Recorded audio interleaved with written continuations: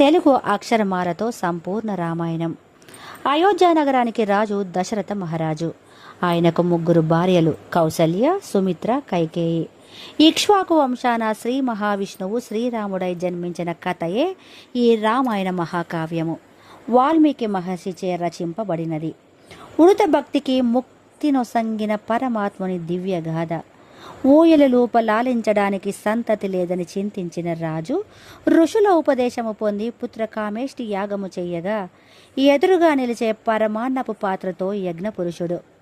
ఏ తెంచరి రామలక్ష్మణ భరత శత్రుఘ్నులు వారి గుహము పావనము చేయగా ఐకమత్యముతో మెలుగురి వశిష్ఠుడి గురుకులమున సకల విద్యలను అభ్యసింప ఒకనాడు విశ్వామిత్రుడు యాగరక్షణకై శ్రీరాముని పంపమని కోరగా ఓరిమితో రాజు రాముని బదులుగా నేను